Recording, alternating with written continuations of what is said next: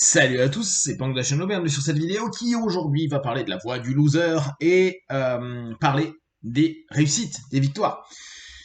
C'est pas parce que on est sur la voie du loser qu'on accepte les échecs et en gros l'état d'esprit c'est de se dire dans la vie je peux avoir des choses mais je peux aussi très bien les perdre ou inversement je peux avancer dans la vie, ne rien avoir et être prêt à ça. C'est-à-dire si c'est cool, tant mieux. Je prends, j'accepte, je suis cool avec ça, je me sens en phase, les bons moments de nos vies, etc. Les moments où on réussit ce qu'on met en place, etc. Et de l'autre côté, il y a cette idée à dire, toujours cette notion d'impermanence, à se dire, par contre, si ça se passe mal, c'est ok aussi. Je suis prêt.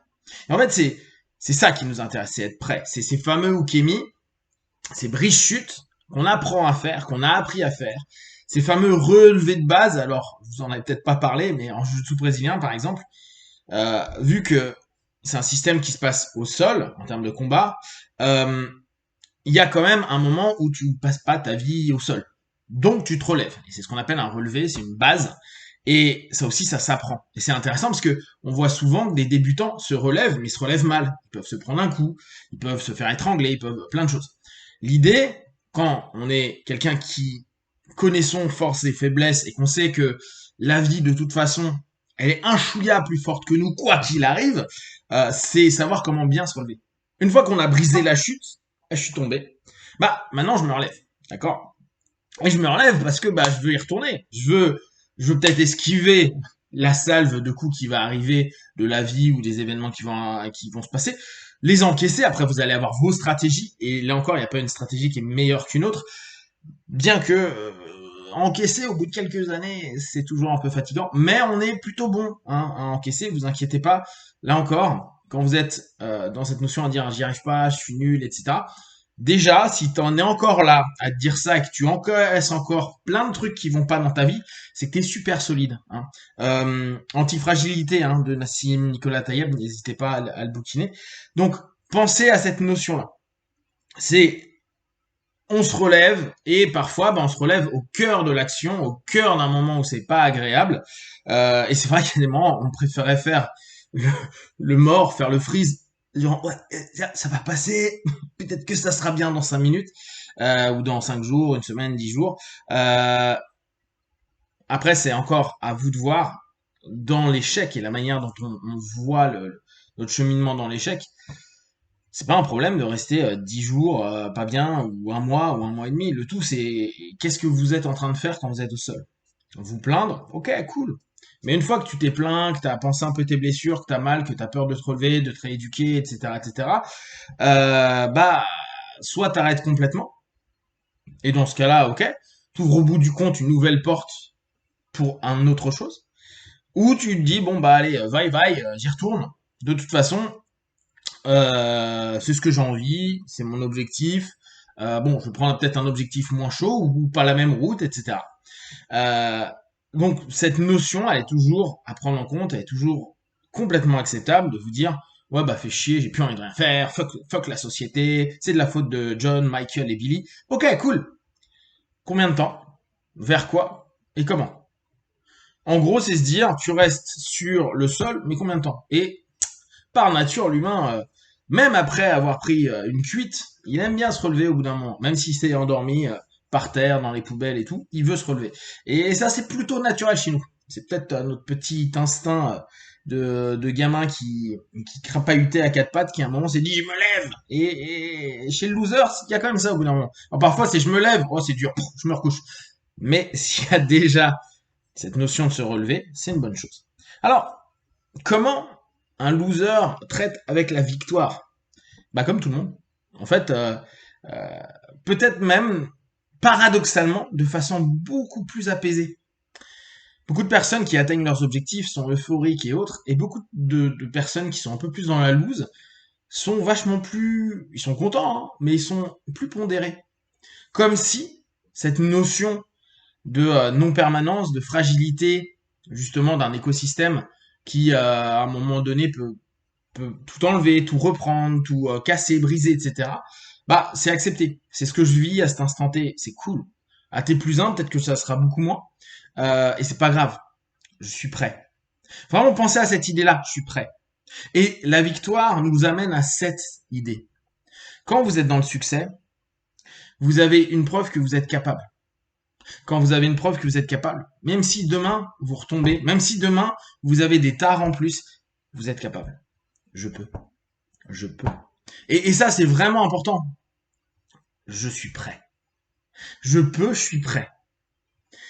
Je suis prêt à serrer les dents, morfler, avancer, esquiver, créer des stratégies, me mettre en pas de recul, me mettre en pas de côté, me mettre en pas d'au-dessus, où vous voulez, mais je suis prêt. Et cette notion, elle va être nourrie par vos victoires. Je suis prêt à ce que je retombe, je suis prêt à être blessé, je suis prêt à ce que ça n'aille pas, et je suis prêt à vivre complètement le fait que là ça aille. Et pas se projeter dans ah merde et si, non, parce que justement quand on commence à se dire bon bah moi je suis dans ma voie du loser, on se dit no problème, je suis prêt à ce que ça s'arrête. Mais j'y pense pas parce que tout simplement je suis prêt. C'est cet élément naturel assez drôle qui même sans entraînement chez 99,9% des humains, quand on est en train de louper son bus ou son train, tout le monde court. Vous avez remarqué, tout le monde. T'es grand, t'es petit, t'es lourd, t'es léger, t'es beau, t'es moche, t'es sympa, pas sympa, tu cours.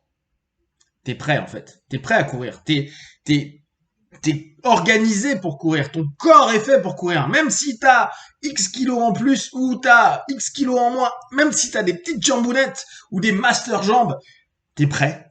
Et en fait, tu te poses même pas la question. Après, tu te dis juste, mon cœur va exploser. Mais ça, c'est un autre détail. T'es juste fonctionnellement prêt. Et pareil, on est prêt à l'échec. On reprend notre petit qui est en train de se péter la gueule, qui rampe, qui à un moment va se dire mon précieux et qui se relève.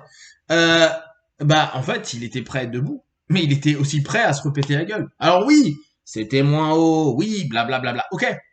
Mais néanmoins, on a quand même un bon pattern purement naturel. Celui-ci, vous l'avez pas taffé, vous n'avez pas fait de la muscu, de se relever, à moins les personnes qui ont vraiment eu des problèmes. Mais naturellement, le petit bonhomme, il fait j'y vais, je veux être sur deux papates. Et ça, c'est inscrit.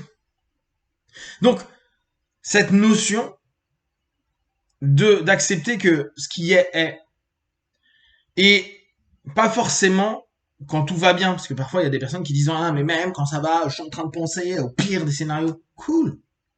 Pense juste que t'es un loser et que t'es prêt. Et prépare-toi à être prêt. Entraîne-toi. Fais tes chutes. Tes brise-chutes en l'occurrence. Habitue-toi à faire tes relevés en base. Habitue-toi à encaisser. Habitue-toi à esquiver. Habitue-toi à prendre cher et te dire oh, t'es dur aujourd'hui. Et oui. Mais juste sois prêt. Et plus t'es prêt, plus dans ta tête tu dis ouais bah c'est vrai en fait je vais me péter la gueule. Ouais, même si c'est bien, ça peut se casser la gueule. Oui mais Pank, si penser en négatif et on attire le mal quand on pense en négatif. Ouais, mais au moins t'es prêt. Et t'es prêt alors que quand plein de gens pensent qu'au positif, il leur arrive quand même de la merde. Parce que la vie, elle est pas cool. Vos vies, elles sont peut-être cool pour vous personnellement. Mais globalisé dans le monde, franchement, je suis pas sûr que la notion la vie est belle et tout est merveilleux, la loi d'attraction, oui, ça marche quand on est un connard d'Européen ou de Nord-Américain qui a beaucoup de choses. Pas sûr que le petit gars qui est en train de vivre la guerre en ce moment soit dans le même mindset. Et c'est pas parce qu'il pense négatif. C'est parce que c'est juste la merde. Donc, petit à petit, nous, on a cette chance-là. Donnons-nous l'opportunité, dans notre voie du loser, à se dire, ok, je me prépare et je prends ce bénéfice. Et quand j'ai réussi à avoir quelque chose, je me dis maintenant j'en suis encore capable. Je peux le faire. Je peux le refaire. Mais même si c'est pas dans la même situation, j'y suis déjà arrivé. J'ai passé des étapes. Ça n'a pas été simple. Il y a des moments où je me suis remis en question. J'ai eu peur, j'ai eu froid, j'ai eu ce que vous voulez. Mais maintenant, je l'ai. Et ça, vous le maintenez, vous le gardez. Votre trésor, c'est pas ce que vous avez obtenu. Votre trésor, c'est le chemin que vous avez fait pour l'obtenir. Parce que ça, vous pouvez le refaire. Et vous êtes donc de plus en plus prêt. Si vous avez des questions et des remarques, partagez-les sur Facebook, YouTube, j'y répondrai le plus rapidement possible. Comme d'habitude, de tout ce que je propose, ne prenez que ce qui est bon et juste pour vous. Testez, observez, analysez, concluez et vous Be one. Ciao!